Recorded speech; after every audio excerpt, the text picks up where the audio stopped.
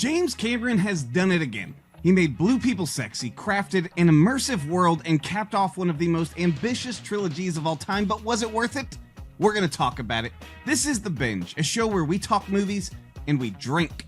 Each week we make our way through an entry of a franchise and get a little drunker along the way. Maybe I'm a little drunk already. I'm your host, Joshua Ryan. I am drinking today the sequel. This is the signature drink of The Binge. It is bourbon. It has some amaretto, some lime juice, some ginger beer, and it is yummy. And that's what I'm drinking. With us, as always, co-host Timbo Jones. What's going on, buddy? What's happening, Captain? Babe, I am drinking the Hoppin' Nomad IPA because there were some raiders in this or whatever, and they attacked them while they're in the sky, Josh, in the sky. Spoiler. We're going to talk about that. So this is a favorite of mine that I get at the Aldi's. It's warm, so I have an ice bucket chilling them. I'm cracking one right now. Let's fucking roll. That's how I do it. With us, very special guest. Very special because he was the first ever guest on The Binge. He joined us for John Wick, the first, the original, the OG, coming back for the first time in a hot minute. Anthony Perez, what's up? What's up, man? Thank you guys. Appreciate you guys having me on. Very, very happy to be back on once again. I am drinking a double IPA High Lime. I believe I drank this on the first episode too. This was not an intentional throwback. Why not, man? High Lime's good. They're great, man. And when I got to Publix and I saw that it said buy one, get one, I got 4. So you got to get them. Fuck yeah. Absolutely. I was going to get 2 let's anyways. raise a glass. All right, let's cheer to blue people and space whales If and sex everything with that the James tails. Cameron loves. Solid. So we all three caught this at an early screening just last night. But I say early, the movie's already out at this point, but we're recording before it releases. Anthony, you caught it at an even earlier screening earlier in the month. So you saw it twice, and you're going to see it when it opens this weekend. So by the time this episode drops, you will have seen this movie 3 times. I take it you like it. What are your thoughts? Yeah, man. You know, I think it's important to start off by saying I love this franchise. And I think as movie guys, we know that it's a fairly polarizing franchise. It's undeniably so successful, but there's like just people who love it, and then there's just a percentage of people who just think it's so overhyped and not great. I am in the camp of people who love it. I know you guys are a little bit more mixed on it, but I love the first one. Saw it 10 times in theaters in 2009. Wait, is that hyperbole, or did you actually see it? I actually saw it 10 times in theaters. I always remember that because I went to go see it the first time with my mom and my sister on opening night, and I was like blown away. And it became this thing that I would go to school and tell people about it. And I think I remember going to see it with my dad, and then I went and saw it with like a couple of my close friends from high school, and then a couple of those close friends from high school wanted to see it again. So since I got kind of people riled up talking about it. Like 30 hours of your life. That's more than an entire day of your life you spent watching Avatar in the movie theater. Yeah, I'm okay with that, man. I really am. You know, then there was like a not so good like third-person shooter video game that came out at that time, and I gobbled that up too. And then, you know, the franchise was gone. I just kind of appreciated the first one, and then the sequel came out. I saw that one 3 times in theaters. It's a little harder to go to the theater as often. Yeah, not as impressive. Only because, you know, what we do, you know, doing film criticism, you try to keep up with everything. So I gave it a good 3 times in theaters. I've seen it twice at home since. And and now with this new one, yeah, man, I really enjoyed it. You know, the first time I saw it, I got to see it on December 1st, which was like the day I think they did like the LA premiere as well, and there were screenings over here. And I walked out of it being like, that was a blast. It's exactly why I go to the movies. But I had my gripes with it, as we'll get into now in a second. But the second watch last night, I think really kind of smoothed those things over.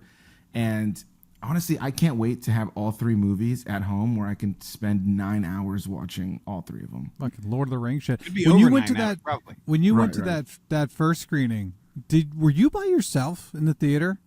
It was or were there other people? It was just critics. For that one. So I want to say altogether, it was the same theater that we saw the movie in last night, that same Dolby theater. There was probably a total of like 15 of us altogether. Okay. Like, with like the critics and their guests. I did bring one of my friends to come see it with me then. But yeah, probably like 15 of us. Okay, yeah, because I know Josh and I were trying to go see it on that one couldn't as well. Make it. Just couldn't make it, couldn't happen. And Josh was like, I'm pretty sure there's not going to be that many people since it's critics only. And you know, obviously you get to bring a friend. It was a very early screening. It was like 10 a.m. in the morning. 10 a.m. Yeah. Yeah, so I was like, oh man, it'd be so funny if Anthony saw it just by himself and he's like, this is awesome. And just made security. Just making sure I don't have a phone. I did have the entire row to myself though. Yeah. Because everybody kind of sat separated. Brag. You know? That was a beautiful thing. I can't lie. The one guy comes in and sits 3D. right next to you. You're like, son of a bitch. Yeah. Did you hate it? Before we get going, when you are in a theater that's pretty empty and you pick a row and you're like, all right, this is where I normally like to sit. There's some people off to the side. I like to put my feet up because I'm a scumbag, and sometimes I'll do that. I don't give a shit, especially in old movie theaters because you don't have the reclining. You know, you're like, put your feet up a little bit. Then someone comes in and sits in the fucking seat right in front of you. I'm like, are you serious? We should. You kill see those that my people. feet are up? You know, I think Something. it's instant death. I think death. just The instant lobotomy. last Okay. non-Avatar movie James Cameron directed was Titanic in 1997. That's nearly 30 years ago since he has brought us anything outside of the world of Avatar. Regardless of how you feel about these movies, I do think that the cinema-going people want James Cameron to give us more, give us something else. And I think that is going to be happening. He's talking about how he was joking about maybe he almost kind of hopes this one bombs just so he can feel comfortable about moving on, kind of dropping it. And he's like, but of course I want it to be a big success and make more money, but then I'm going to feel like I want to stay here. And he's like, and I do want to do other things. So I think he said he's trying to strike a balance where his next movie is not going to be Avatar 4, I think is what he said regardless. He's going to bring us something else. So I think that in the very least, that's exciting because I want to see more from him. True Lies, absolutely amazing. Titanic, Yes. amazing. You know, Aliens, amazing. The guy makes great movies. So, like, True Lies is his most down-to-earth.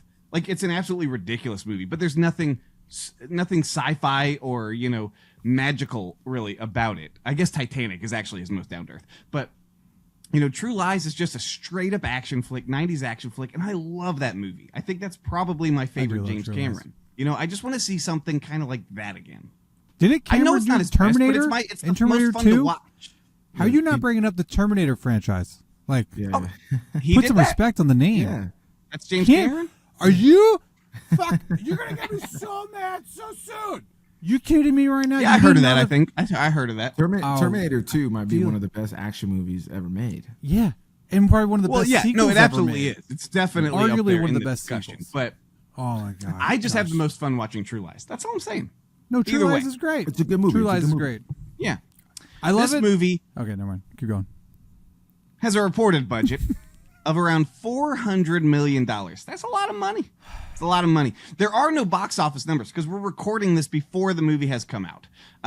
But the projections for opening weekend are looking like around 340 to 380 million worldwide. It's pretty big. That's what it's tracking for right now. It's good. That's good. Let's talk Oscars real quick.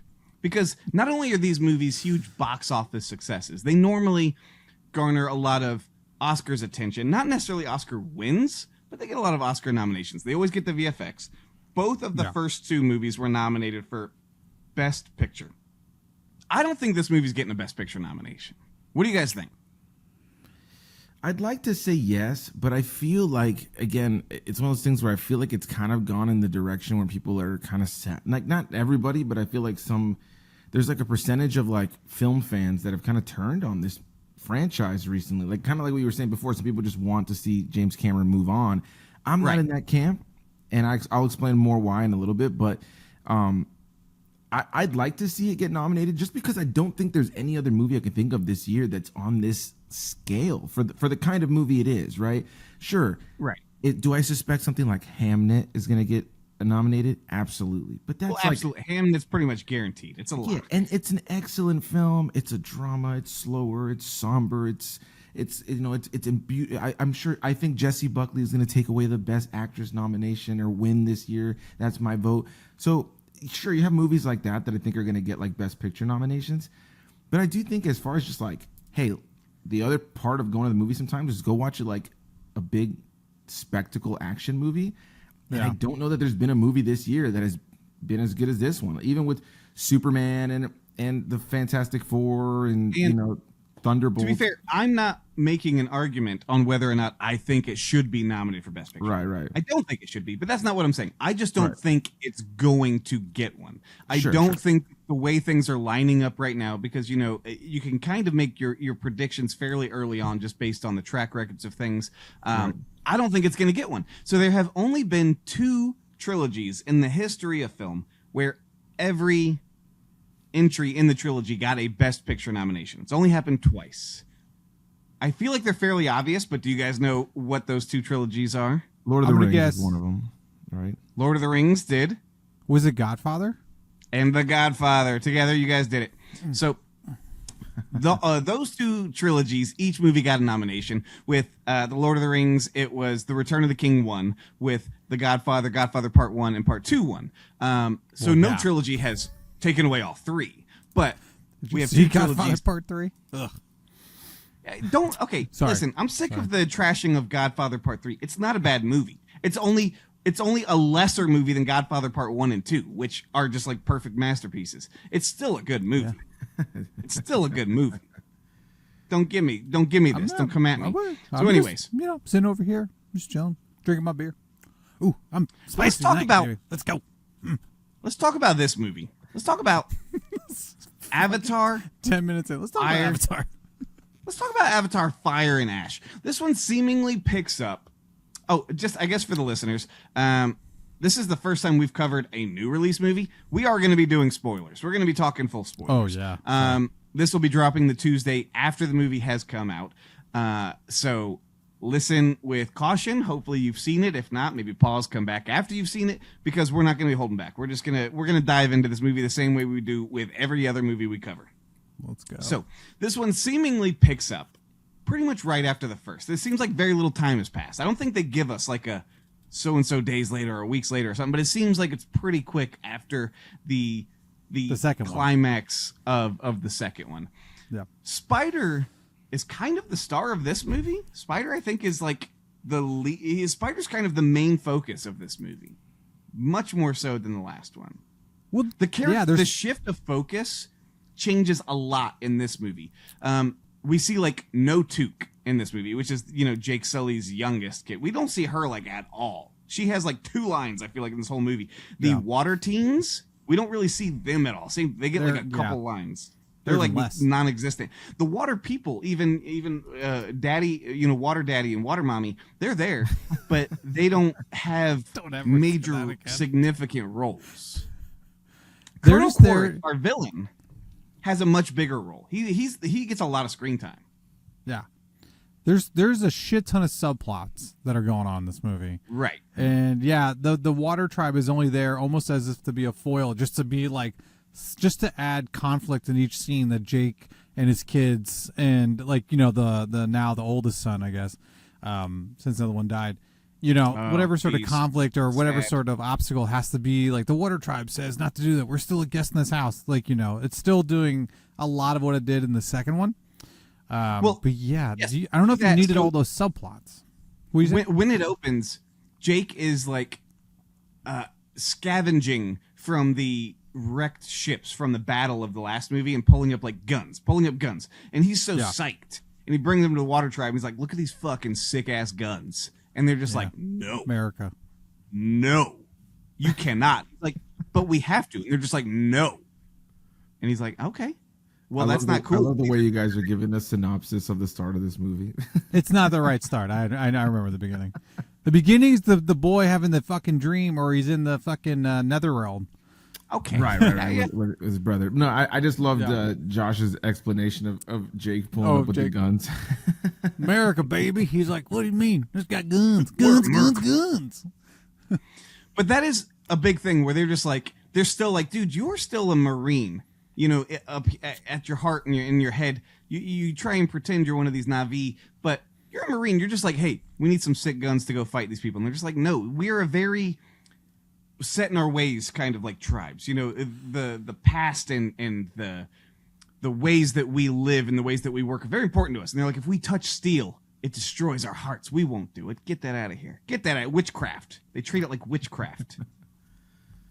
It is very interesting because I feel like bring more guns, right? More guns, dude. More guns, the merrier. Welcome to Texas. Anyway, I feel like Jake, in the very first one, really accepted their culture, really accepted their ways, and you thought that he was going to stay that way. He's trying to weasel his way in, I think. Well, that's the thing, because in the last two, he's been so military, with even them being on comms all the time, and just like the way they had to talk to him, like, yes, sir, classic military dad.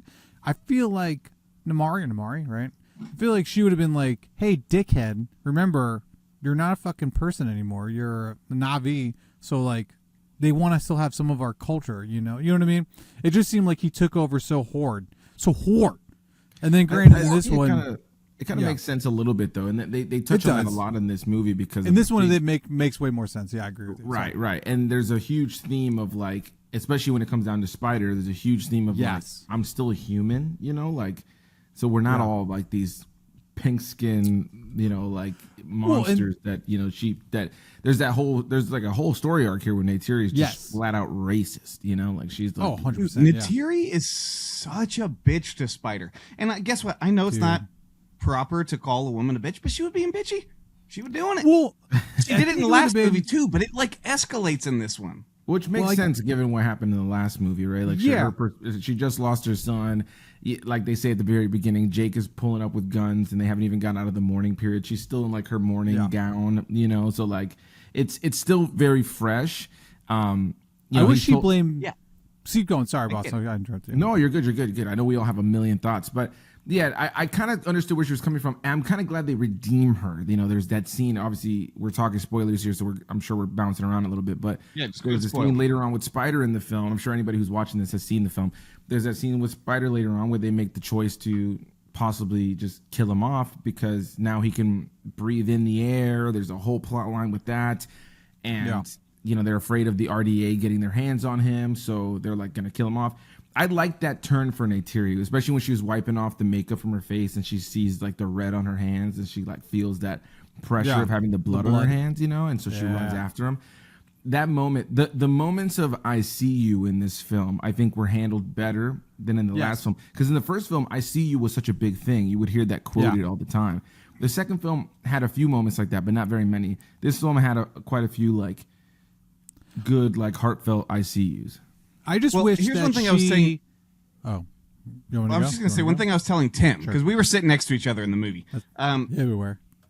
And when when they're doing the whole, like, we're supposed to really, and we're jumping further up. We're going to go back, but that's okay. But when Neytiri is like, okay, you know what? I'm not going to kill Spider. I don't want to just murder Spider and hate him because, he's a human. And I was like, they're trying to make us, like, think that she's so great for this choice. And I was like, I'm supposed to think you're great for choosing not to murder your like adopted son who loves you and just who's been nothing but nice the whole time we've seen Spider. He's been great to that family, and he's never done anything to make them want to turn on him. And then she's like, "I'm just gonna murder him. I hate him. You know what? I'm not gonna." And we're supposed to be like, "Oh shucks, you're great." No, don't murder him. Murder's bad. Okay. No, see that's the thing. Like I really wanted them to really hammer in the idea that it's Spider's fault.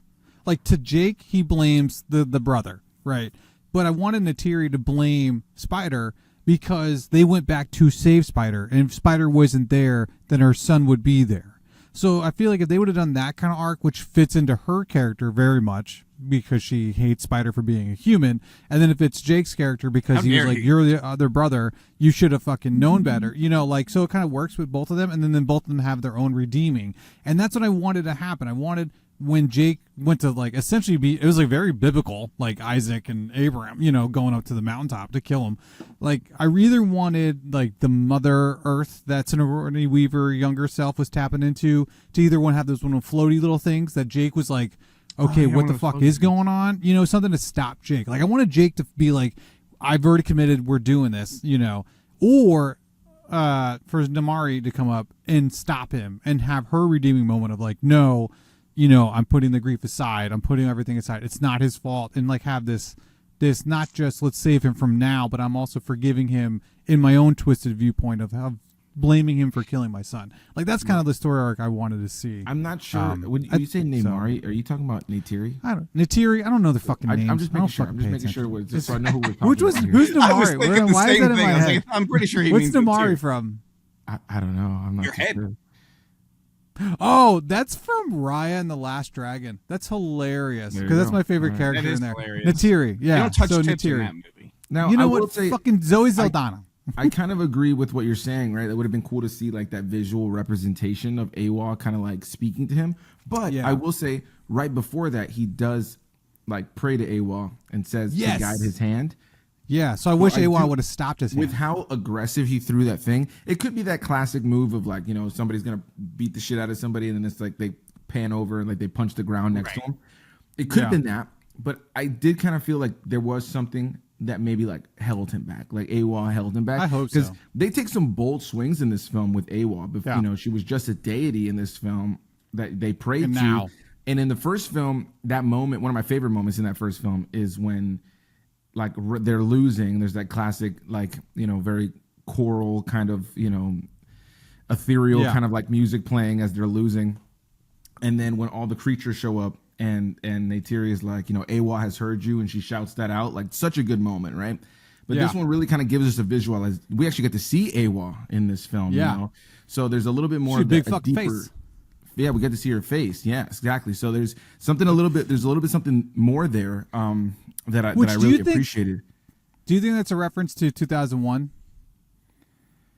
I think I can see. I don't know that it is. I didn't put that 2001. together until just now. I mean, I just thought of it just now. I didn't as in, feel like, that from it. No. No, But I just totally the color didn't. palette, That's what I was asking. like I can see where in the color palette wise, like how she Well- looked, you can think that, Well, just the fact that like there's just this big fucking person, because at the end of 2001, it Big wasn't people like a fucking are baby or whatever. synonymous with 2001. You are correct. Only big people exist in 2001. Only. Only But and Moana. I do want to just take us back real quick, because towards the beginning of the movie, before we get into all this shit with Spider, before they're trying to murder Spider, they're like, we got to get rid of Spider. They're just like they're like that dog owner who. They're like the dog owner who gets a dog and then is just like, this is more work than I thought, and I just got to get rid of him. They're just like, we can't keep him here. Now, Jake's... What? I was gonna say fucking their mass. They've never once from my foggy memory alluded that he needed a battery, that anyone needed an extra battery or mask.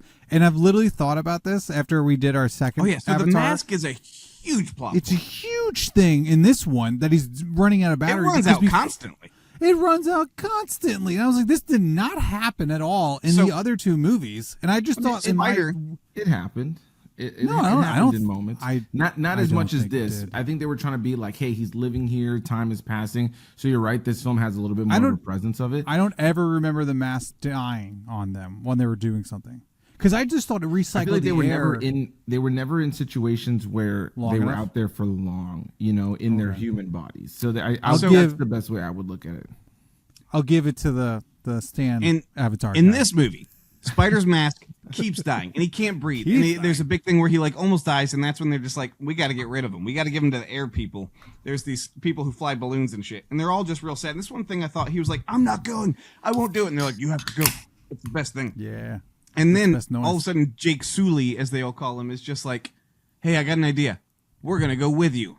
And all of a sudden, everybody's just like, trip. yeah.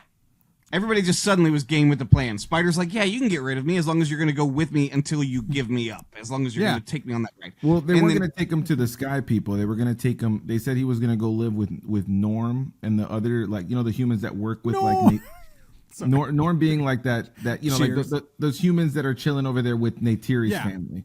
That's where they were going to take him. So he it's like at least in a station. So the Sky People was going to transport him there. They're going to transport him.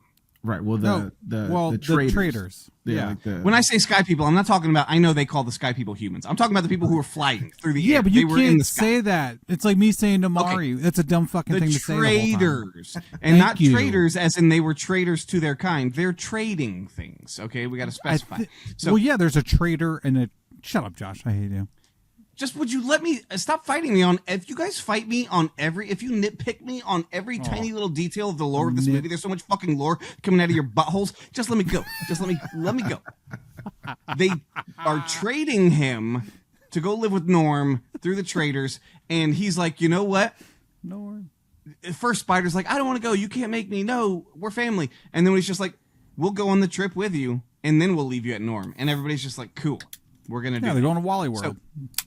And on the way there, the traders is like, you can't come with me because I can't choose a side. And then Jake Sully's just like, well, I was never on your ship, but if I was, I'd ride shotgun and help you with security. And he's just like, okay. It was so many times of just, no. But what if, okay. That happened multiple times in here. And then what happens? Of course, they get attacked. And this is the introduction to the Fire and Ash. It's called Fire and Ash in the movie. This is the introduction because we see the tribe. I got horny because the leader of the Fire and Ash tribe, I know she looks like a big-ass lizard. A big blue lizard. It made me horny. She was hot. The bunny effect. If you ever seen the first Space Jam, everybody was ready to have a little,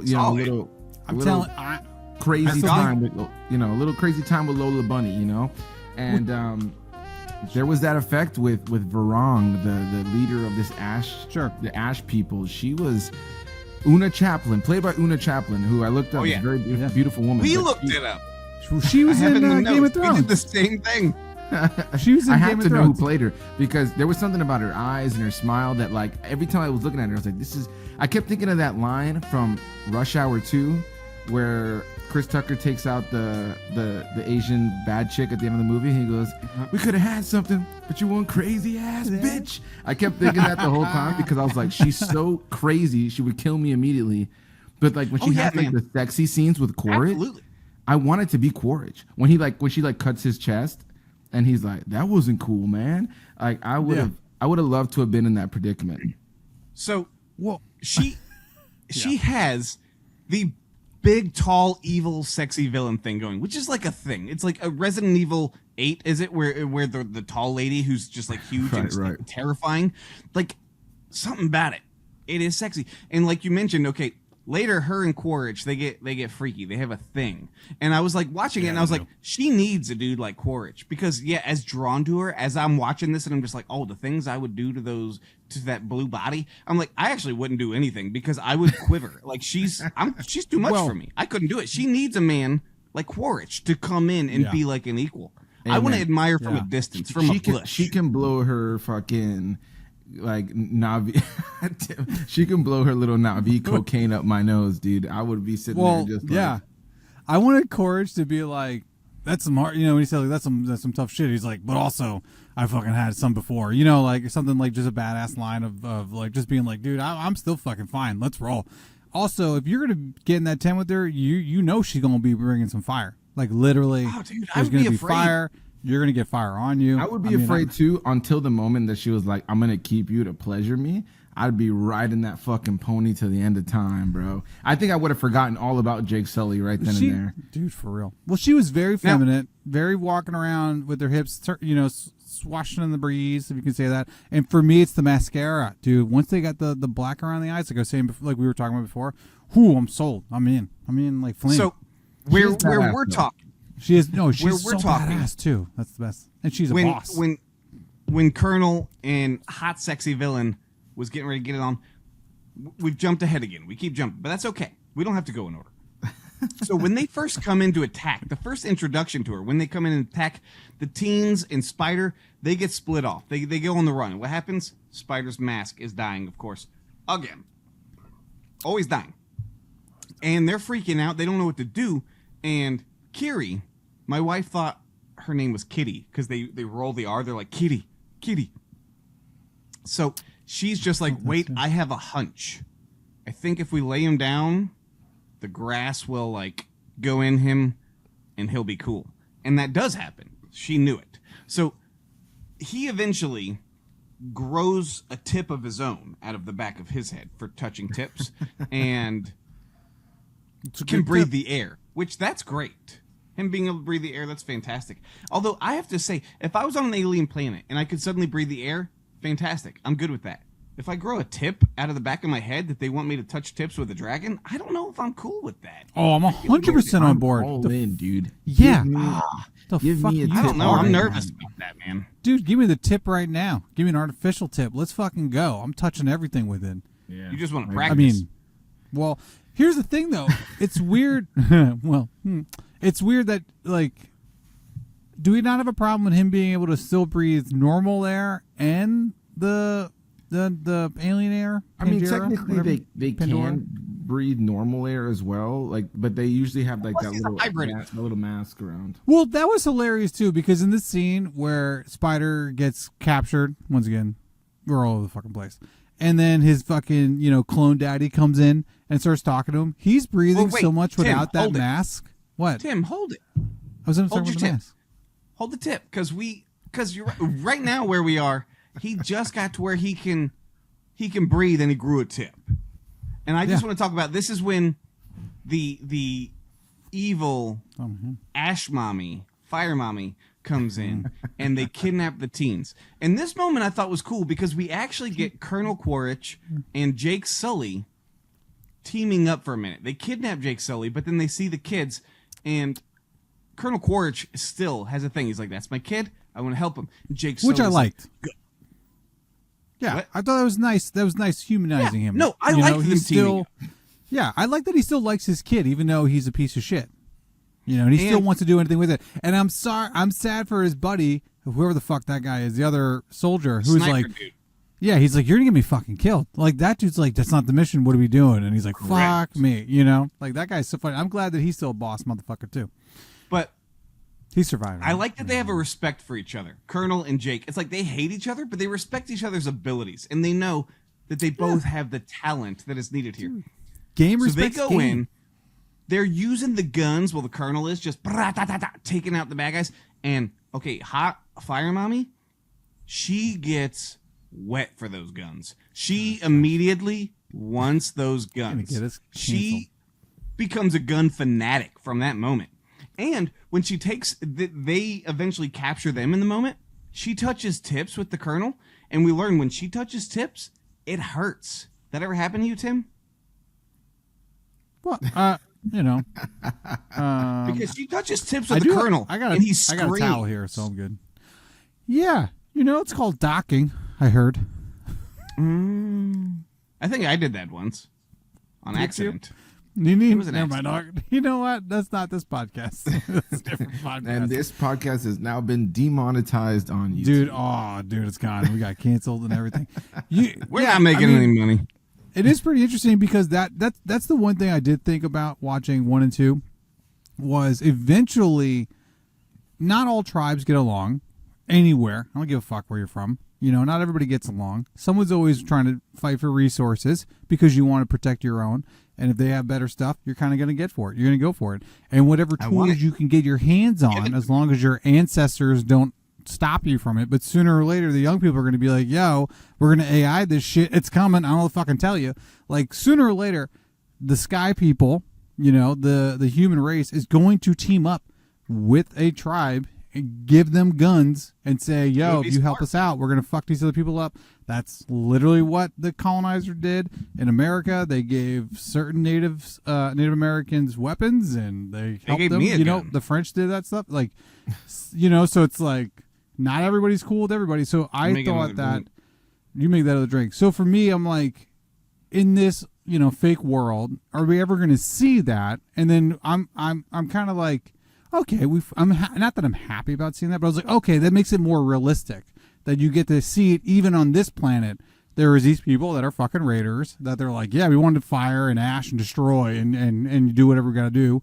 And like, oh, you got better weapons? Fuck yeah, I want those weapons. Do you think that team up happens if Fire Mommy is just some like old elder dude? No. There was a sexual attraction, fire when they touched tips, despite the pain. Yeah, despite the pain. Yeah, I mean, it might happen depending on what the older guy can offer them. But like, she offered the power of the pea. You know what I mean? Or the tail. You know what I mean? By P, I don't mean penis. I mean the lady P. What do you mean? The V. P or V? Which is it, Tim? You're changing it on me. Well, one is a cat. Is a cat. A little like a pussy cat. Another one's Kiri and Spider kiss. Riley's so mad right now. Kiri and Spider kiss. Yeah, the fucking okay. No, I was down with it. No, you see it I was coming, shipping but them. like they didn't do anything after that. There wasn't anything after. Why even allude to it? I think something will come after this if the next movie gets made. There's 47 fucking subplots. Why not add in that one? You know, like they could have done something later. We should kind of like lay out, because obviously we've all been drinking. We're kind of bouncing all over the place. Premise is they got to get Spider to fucking people. The Ash people show up. The RDA realize that this motherfucker can breathe in air. They want to get their hands on him. They still want to get Jake.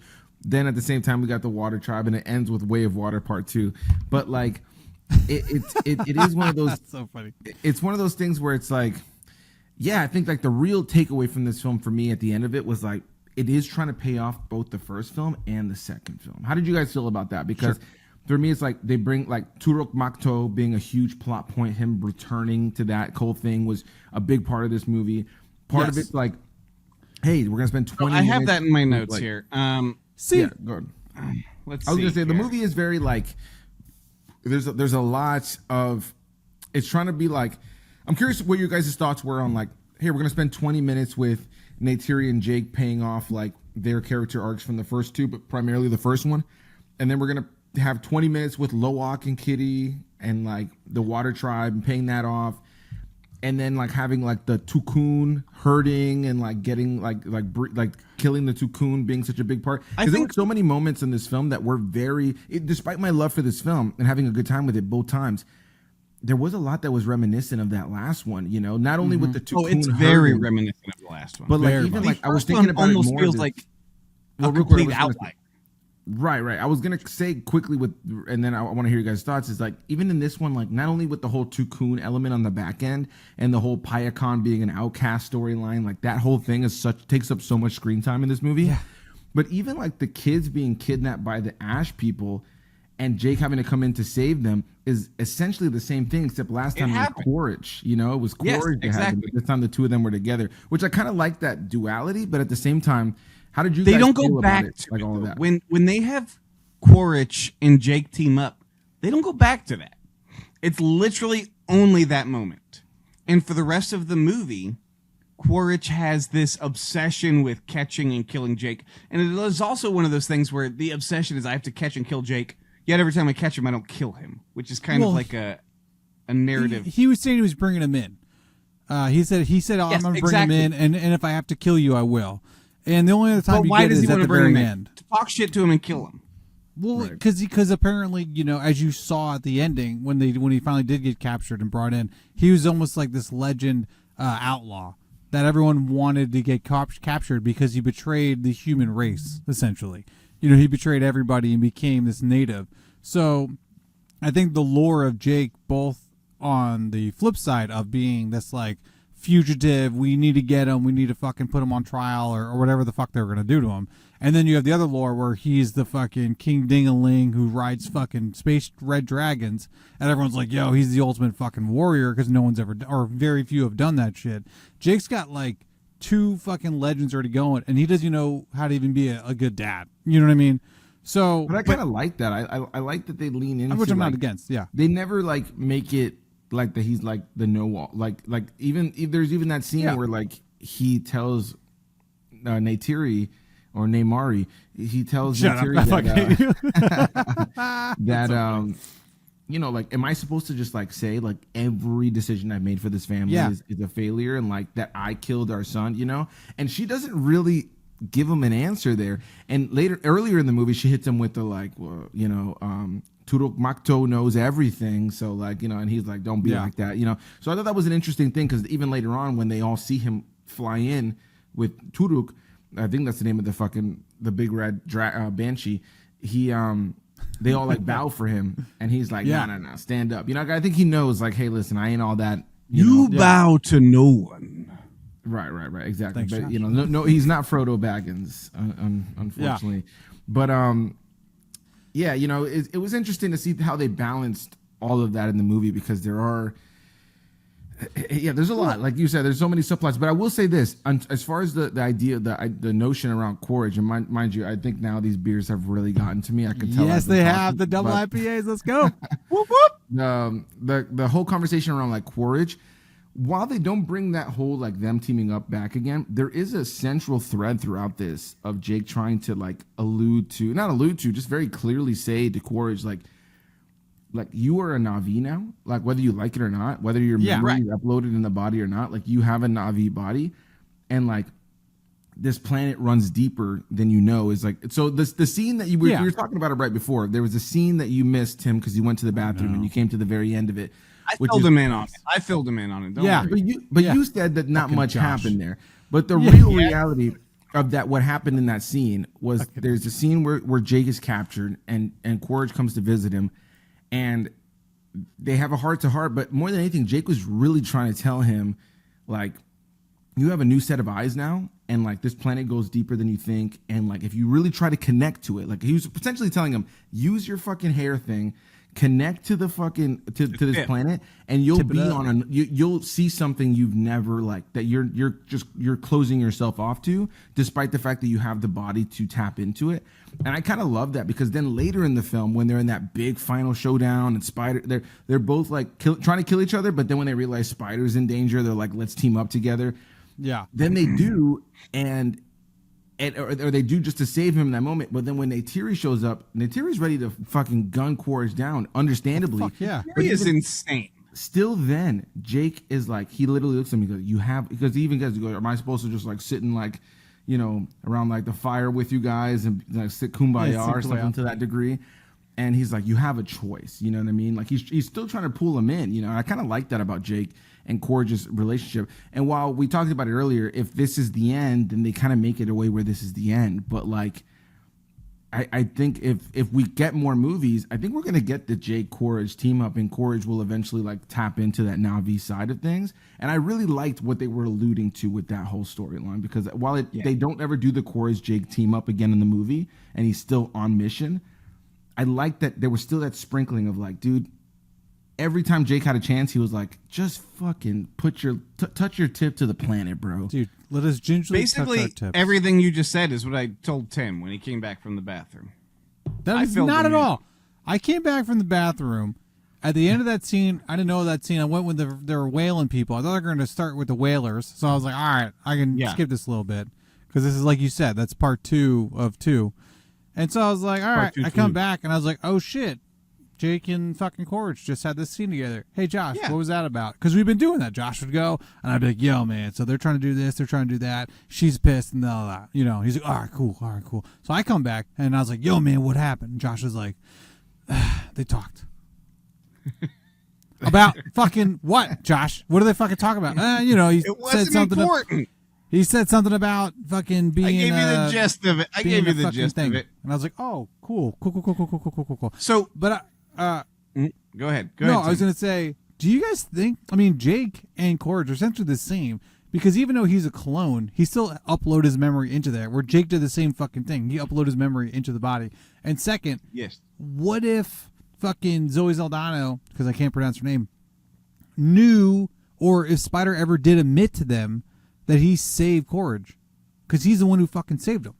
So like, she could be mad at him also for that. There's multiple things that she could be mad at him for. That'd be great if they said that. But they didn't ever allude to that. They do never say that, because every time when he first pops up and says, like, you know, he has them at gunpoint right before they have to save the kids, he looks at him and he goes, I killed you. You know what I mean? Like, I don't think he expected to see them.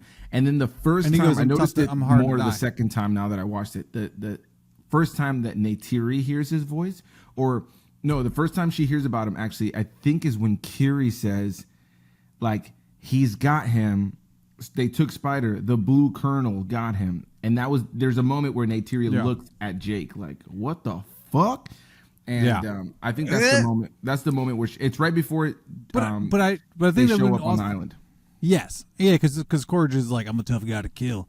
But I wish like they kind of knew. To me, once again, like we talked about earlier with Neytiri's story arc with Spider, you know, and the grieving process, which I love that she was grieving. I love that she was grieving the old ways and stuff. Oh, really? You love a grieving woman? You sick fuck. Have you not seen Wedding Crashers? Come on, watch the ending. I saw that. Anyway, you sick fuck. I just love that she was still affected by what happened in the previous movie, Josh, and we didn't just see everything off screen, you fuckhead. Anyway, so with that being, I wish that would have added more to her story arc of forgiving Spider for all these things and then making her become more of a complex character. They crammed it in at the end. Yeah, they crammed it in, but she never did forgive him. She ran and tried to save him, and that's great. And like you said, though, Josh, what did we got to be cool with her for fucking not wanting to murder an innocent person? I'm down with you.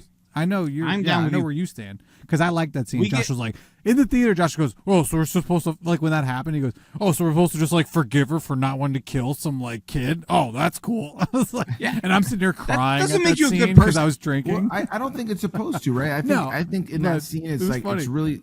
It's really meant to feel like she realizes that she's almost pushed Jake to this point. Like Jake wouldn't have made this choice on his own, you know, like she. Well, the blood on her hands helps out too, like you said. She's holding her hands with paint, and the blood is there. There's the scene earlier where she says that she can't stand their pink little hands, and she says, "I can't stand the." I love the scene. She says, "I can't stand the insanity in their brain." You know, she says, "I can't stand the insanity in her brain." But the insanity in her brain was what was leading her to want to kill Spider. And that insanity in her brain pushed Jake to be like, you know what, maybe you're right, I'm going to kill him. And so I think when she saw the symbolism of seeing like the red on her hands and like the blood on her hands, realizing that like she's no better. I think I like that character arc for her character. I don't think it's a matter of like you're supposed to feel like sorry for her, but you're supposed to recognize like she's come full circle. Okay. I think I just wanted here's what I will say.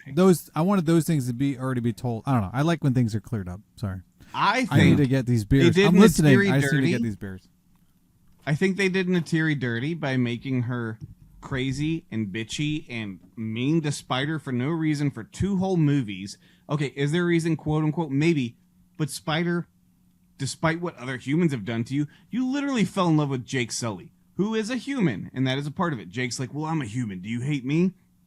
So for 2 movies, that is true. They made her just so mean to Spider, who is one of the purest characters. Spider does nothing but is like, I'm part of your family. I want to be part of your family. Even when they are trying to kill him, he's like, Dad. He calls Jake Sully Dad. So they did Natiri dirty to make her such a hateable character because she is so spiteful and so mean. It's like, how can you root for somebody who is so mean? So then at the very end to just be like, well, she's redeemed because now she's saving Spider and realizes she was bad. Okay, but for 2 whole fucking 3-hour-long movies, we watched her treat him like shit and try to murder him. I don't know. So 15 minutes of redemption ain't gonna cut it. I don't know if the view is that she's fully redeemed. I kind of like the complicated nature of like, yes, she fucked up, you know, like there's no like saying that, there's no saying like that's okay, you know. For instance, like Darth Vader killed kids, we're not saying that's okay, but like, hey, you know what, he's helped save the galaxy in the end, you know what I mean? Like it's like, yeah, he gets redeemed. But I don't know if that's a 1-for-1. That could be the beers talking, but like, you know what I'm saying? Like it's but I'm also glad though that they had more of her in it though, at least, because they did give her more. I'll give her that. Yeah, the second one, I like Natiri.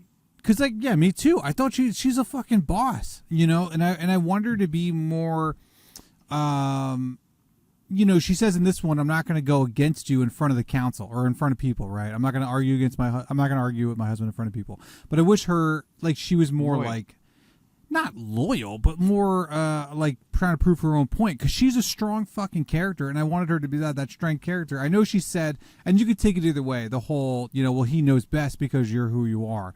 Now that could have been taken sarcastically, or that could have been taken to her just being like, well, you are who you are now, and I have to listen to you. I think she was throwing shit at him in that moment. I think she was throwing a little bit, but she also did it anyway. Like you know, she kept saying like, well, what do you want to do? What do you want to do? And I wish she was more like, well, fuck this shit. You know what I mean? Like stuff like that more. She's very like, I think that's part of what makes her interesting for me, is that she's like the traditional in the mix, right? Because even in that scene where she, you know, Jake is like, you can't live in hate, and that like is everything, like I'm a human, and he even hits her with like is that why you make, like, you're mad? Are you ever mad at our kids every time they make a mistake because you think that's the human in them? And she even says yes to that. She says yes, and then it's after that. They make her a terrible person. She's pretty. There's some like traditional rooted like racism, and in there. And that's why I think that if she would have stopped it from happening, it would have helped her evolve as a character more. Yeah, I do wish she got there before. One hole in this movie. Huh? We get one butthole in this movie. So we're talking character development and strong women, but yeah, let's talk to buttholes. Yeah, Josh. In the last movie, we were talking about how they all the teens call people buttholes, and that's one of their insults. They say butthole way too much. Yeah. And we were like, this is like a 70-year-old trying to write 100%. We get one. Spider says butthole. He does say butthole. Speaking of which, right before we went to the movie, we were eating at the restaurant right next to the movie theater. And you were talking about, it's funny enough, I was actually curious your thoughts on this. Josh. I was going to tell you before the movie, but I didn't want to. I was like, let me just wait till after the movie's done. Especially when Two invited me to be on this episode. We were talking about Alien Romulus and how you didn't like that the synthetic in that movie repeats Sigourney Weaver's famous, like, get away from her, you bitch. But there is a line in this movie where Sigourney Weaver's character, Kiri, says, like, get away from my mom, bitch. Like, what did you think of that? Oh, yeah. It wasn't a direct quote and stuff, so it did like No. But when it started, I was just like, what? And then it didn't, but I was just like, ah. So yeah, Alien Romulus upon rewatch I liked much better, but I did not forgive the get away from her, you bitch, like repeated line.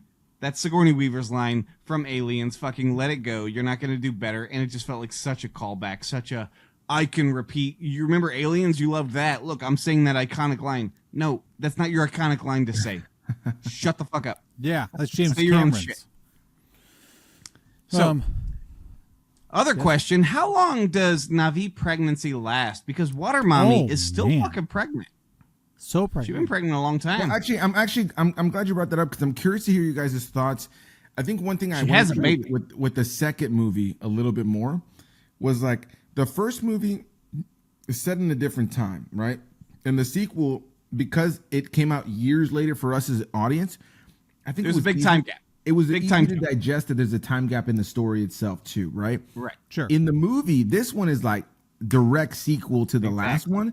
So anybody who binges the franchise, like who's never seen them before, I just think about people down the line are going to watch like a movie and then they're going to jump nearly 20 years because their oldest kids are in their like late teens by the time we jumped there. And then we're going to jump. And then the next movie is like immediately, like right after.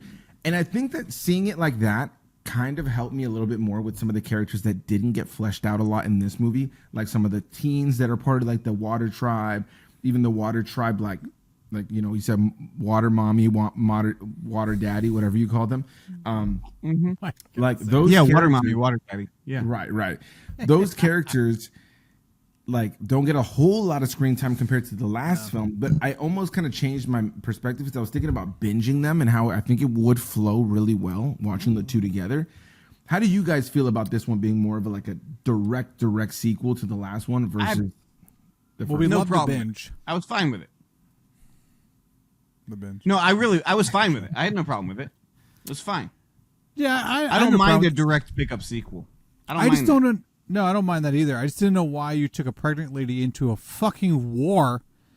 I don't think that's the right move. I don't think she would have not gone into the war because in the last movie they tried to tell her like stay here and she was like hell no. Nah. I think she even said like I ride. Yeah, but she was pregnant lady is earlier. Kate Winslet. Oh yeah, we did look up that too. That's true. So Rose of Titanic fame. Right. Thank you. Yes, Titanic. Another James Cameron. So yes, go ahead, Tim. Well, Tim, go ahead. My name's Timbo Jones, and I'm so happy to be here. What was I talking about? I don't know. Me neither. I don't remember. I like the movie. No, direct sequel. Yes, that's what you're saying. Yeah, I wasn't against it. I'm not. I like it when let me reverse that. I hate it when things happen in the previous movies and they're just like not thought about at all.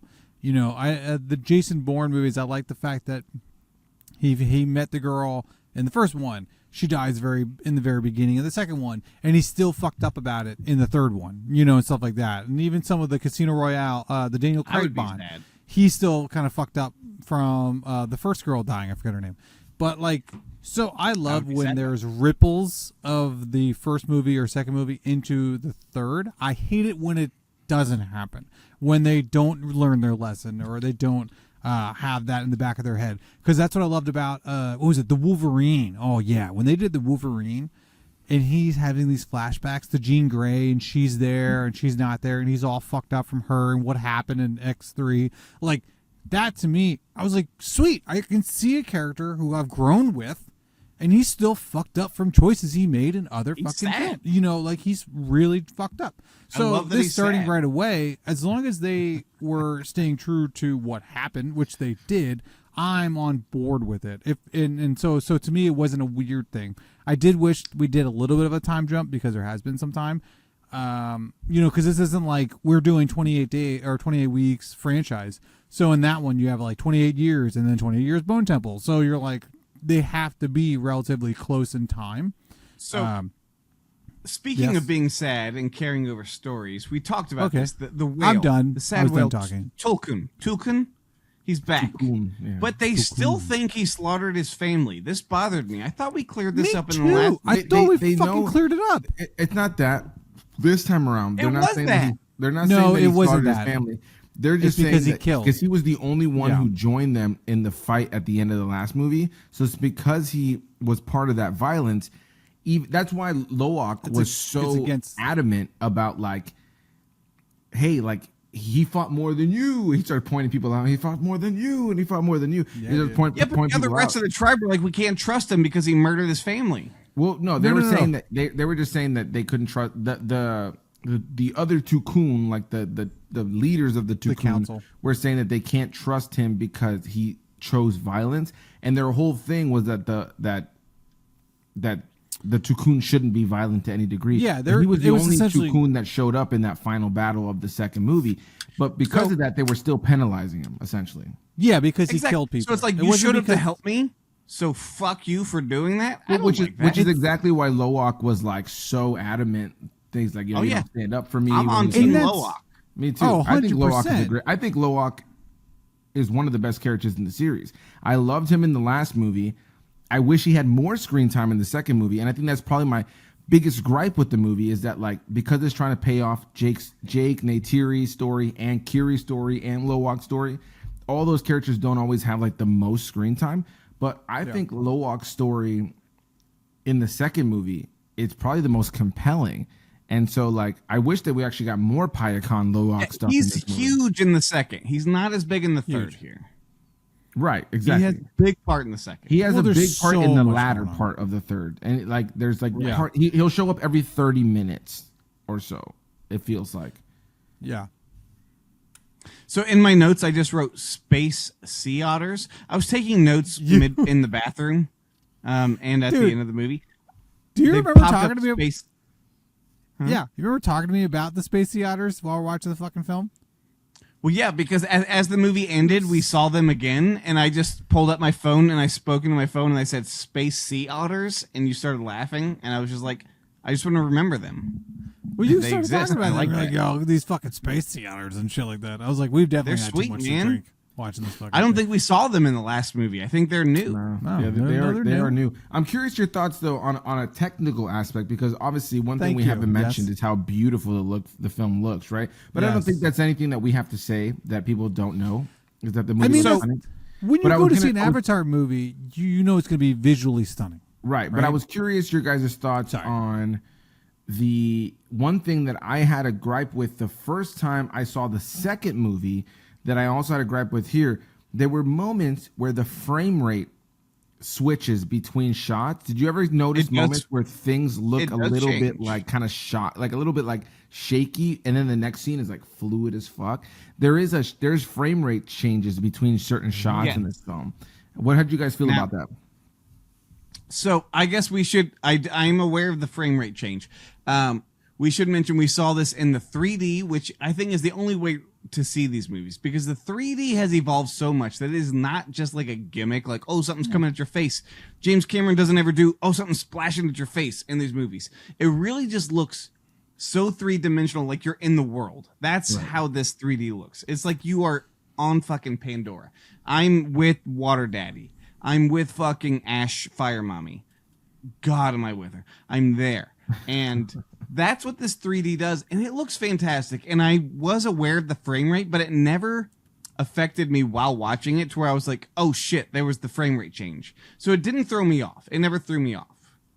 No, I never really caught on to it. I was aware of it, but it never stood out to me. Right. Yeah, the 3D is great. I watched I think it was on Instagram, a video of James Cameron kind of talking about how he does the 3D and how to make it work and all kinds of stuff. And it's really cool. I mean, technically, it's amazing how to master that. And he even brings it up there. He goes, I'm not doing 3D to, like, get in your face ever. He's like, yeah, there's a few that does splash in your face. He's like, but no, that's not what I'm doing. I'm not that type of 3D like director and stuff like that. Water Mommy's not just squirting at you. She ain't just squirting in your face.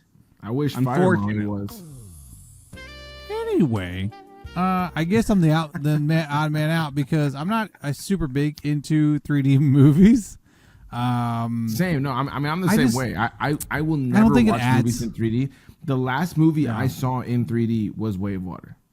So I'm with you. Yeah, I mean, people that want to be in this world, they're going to fucking love it in 3D. You know, if this is that whole Pandora, the first one, where everyone's great. All... Yeah, no, it looks great. It looks amazing. It's just not my cup of tea. I know it's a movie. I don't need to pretend like I'm in the fucking movie. But I do appreciate that it did make you... the use of foreground and background, it gives you that depth, which is cool, and I like.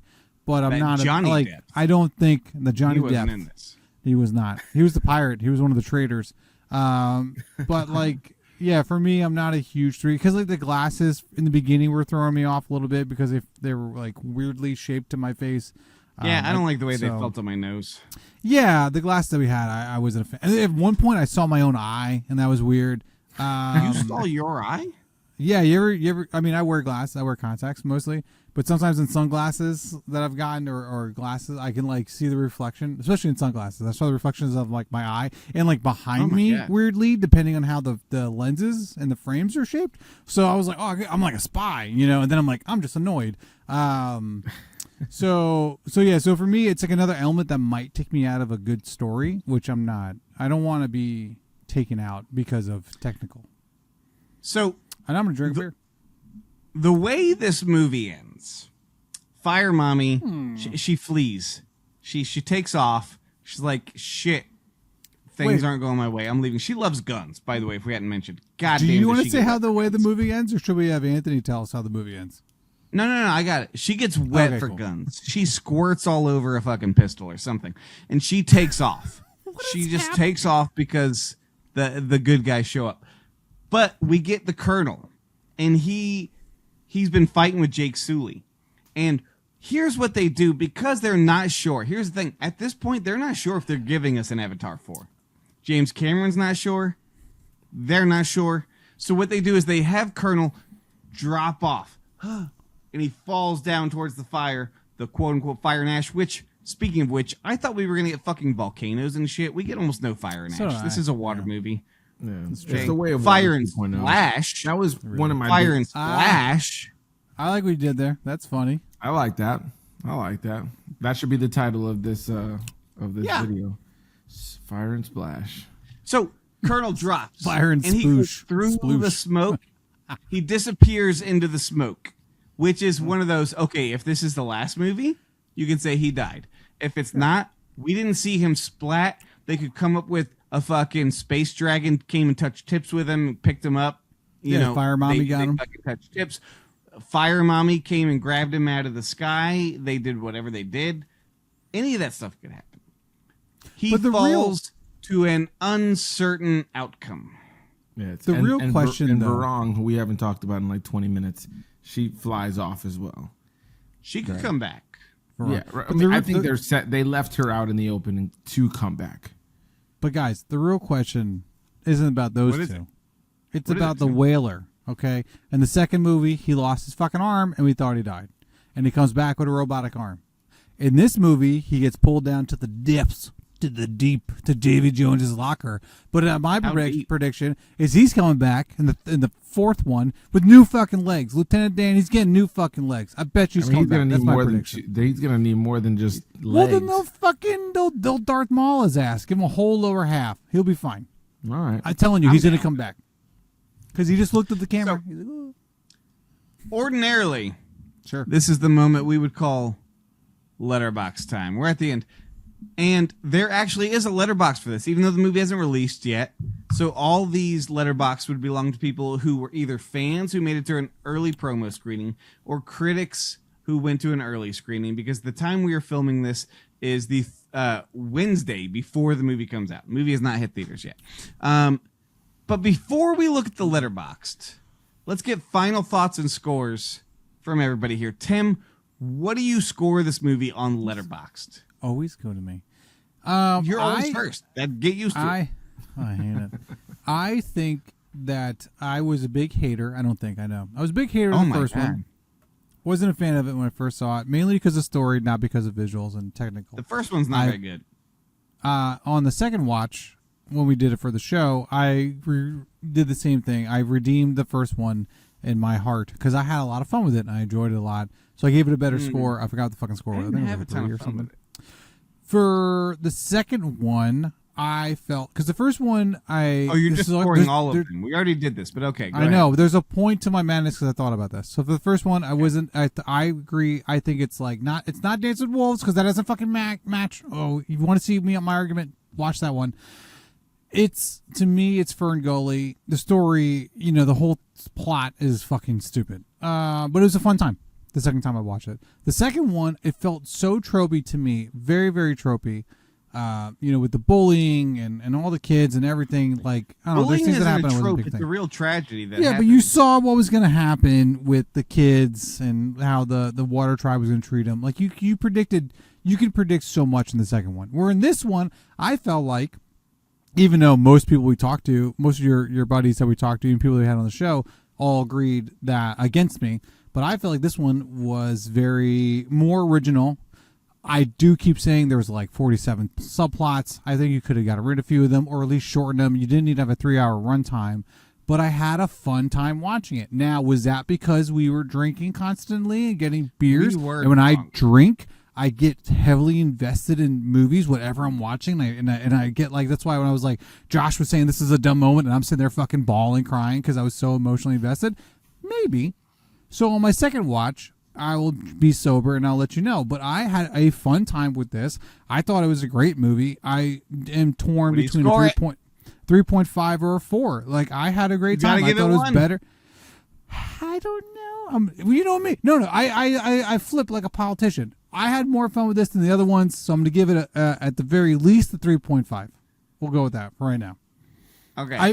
When I first scored it, I came out saying this is a 4. I was also... You did. You told me 4 last night. I did say 4. So you know what? I'm sticking with it. I'm going 4. I'm sticking to my fucking guns. Right. It's 4. First impression.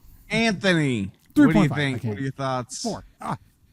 Man, when I saw it the first time, I had a little bit more issues with it, but seeing it the second time kind of cleared things up. And I think part of that is just really thinking about like binging the movies together, right? Like, I think that's a really big key part to all of it. Like, what is it going to be like to watch these movies 10, 20, 30 years down the line when people, just like with Star Wars, right? Like, not to say that Star Wars movies, like especially like the original trilogy, just don't have their own story, right? But it's like, there's something to being able to be like, I'm going to sit down and watch these movies. I do think if you watch like Way of Water and you roll right into this, like, it's a really great follow-up. Like, you're going to watch like a great 6 fucking hours of movie. With that said, though, I do agree with the fact that it's got a lot of subplots, a lot of characters, a lot of story, a lot going on. But seeing it twice now, I'm teetering. I know, and you want me to choose one, but I'm teetering between a 4.5 and a 5. So I'm definitely higher. You gotta choose, bro. I'm gonna say 4.5 still, with the caveat that I recognize that the film is overstuffed. You're gonna see it again this weekend, and I say that with recognizing that by this weekend, when I see the newest one, I have a feeling it might smooth something, or when I see it again is what I should say. It should smooth over some of these things and get me to a 5.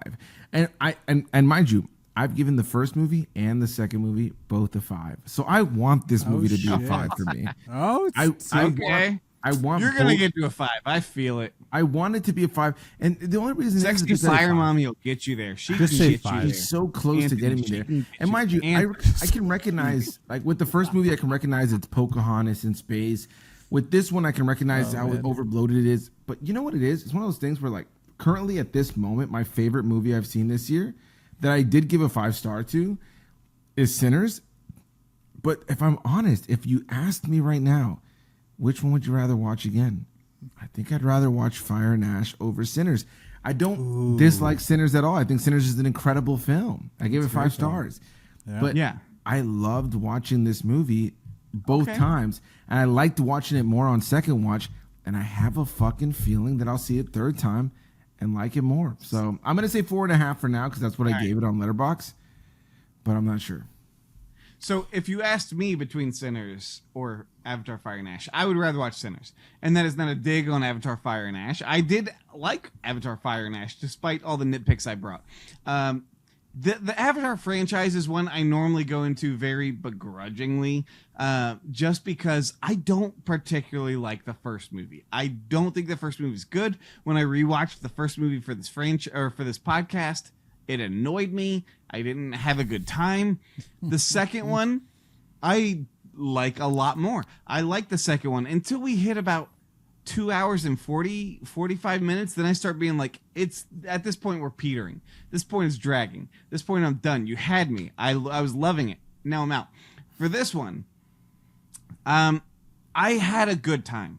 Fire Mommy, my God. She kept my interest throughout the whole movie. I loved the relationship between Quaritch and his son, between Spider. I thought they did a lot of cool stuff with that. I do feel like they repeated stuff. You know, the Colonel showing up to the island to be like, where's Jake Sully? I'm going to burn shit down until you tell me. We saw him do that in the last one. And he just does the same thing here again. I do feel like some of the stuff is repetitive. Especially, I wanted some fucking volcanoes. I didn't see a fucking volcano land. Why don't they live in a volcano? One volcano. Yeah, but I wanted it to be a centerpiece. There was no centerpiece volcano. This was water called Fire and Ash, which is okay because I love the water. The water stuff is so cool. They got the space sea otters. They got the space whale. All in all, I'm rambling. I'm just going to tell you a 3.5. 3.5 out of 5. Oh, that's what I give it. I like this movie. It's good. I gave Avatar 2 a 4. I like Avatar 2 better, I think, is the better movie. But even though saying Avatar 2 is the better movie, this might be the more rewatchable, fun movie. I think Avatar 2 is a better constructed movie, but this one is more fun to watch. Okay. Fair enough. I understand what you're saying. So I'm giving it a 3.5. Timbo's giving it a 4, and you're giving it a 4.5. So the average on this is going to be a 4. We're going to give this a 4. Anthony, if you change your mind after you see it again, in the comments on the YouTube, just put your new thing. No, put the 5. Be like, you know what? I changed it. It's a 5 now. I won't do it. You better. No, you can if you want. You use a free country. You sit back. So the people of Letterboxd currently. Now, again, this is before the movies come out, so this will change drastically. It currently has a score, a weighted average of 3.6. That is out of 15,600 ratings, and the most common rating is 4 stars, making up 26%. Dude, so, that's where we are. By the way, I kill it. Can we say that? Can we say, go on record and say, moving on. Fucking Timbo is either in the average or the fucking whatever? What am I doing? Okay, Tim, you're average. My God, is that what you want to hear? You're average. All right. You know what? I'll take that over some other things. Next week we begin a new franchise. 28 weeks later, franchise moving straight in to the 28 years later. The Bone Temple, where Anthony will return for the Bone Temple. Yeah, coming back in 4 weeks. Wait a minute. We will see you then, and to everybody else, we will see you next week with 28 days later. We will catch you on that Flavor de Flop.